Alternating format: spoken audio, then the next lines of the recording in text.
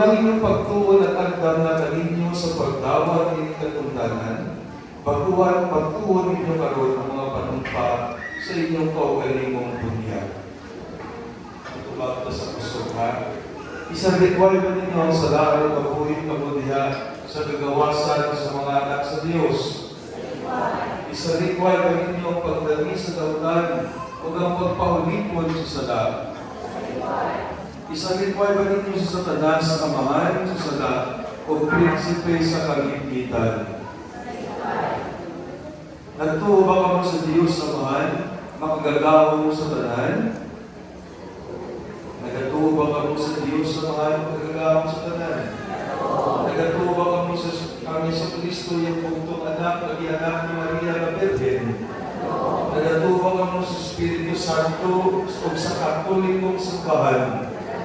Mao kini natin pagtuo, mao kini pagtuo na aton bunyagan kini mga bata karon.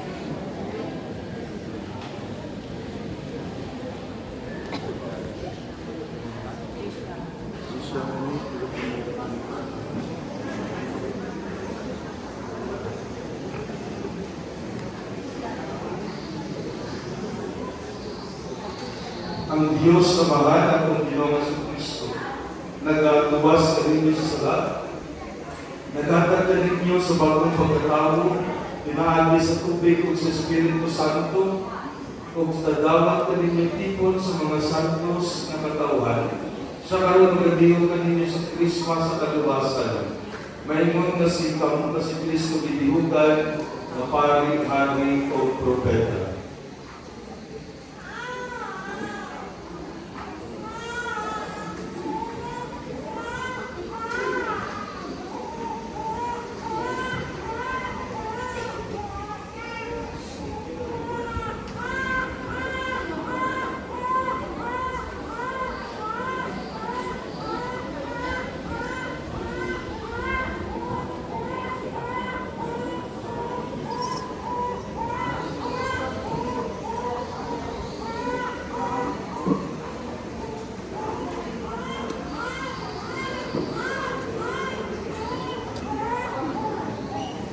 Mga kabataan, bago lang akong pinuhat, nagsulod na ako ng Kristo, nining maputing sa kong tanawang tataw at imaan sa Kristohanong kadunggalan, uban sa palabang sa inyong balay o mga kahigalaan,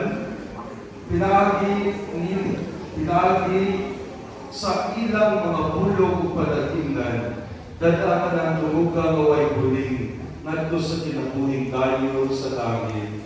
Amen. Panugsintihin ang inyong mga kandila.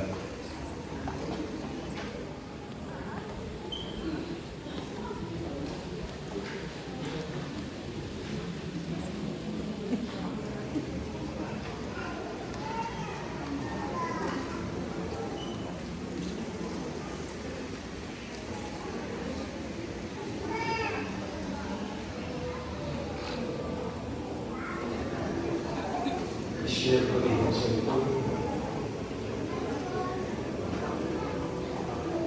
Mga ginikanan o patrino, kining kahayag, itugyan na ninyo ang mga pingan na magsigal alunay. Kining inyong mga anak, ihayagan na ni Kristo, kinahanglan maglakaw sila alunay, na anak sa kahayag. Pagila ang punta nila sa alunay, ang siga sa pagtuo bilang sa ilang mga kasintasin.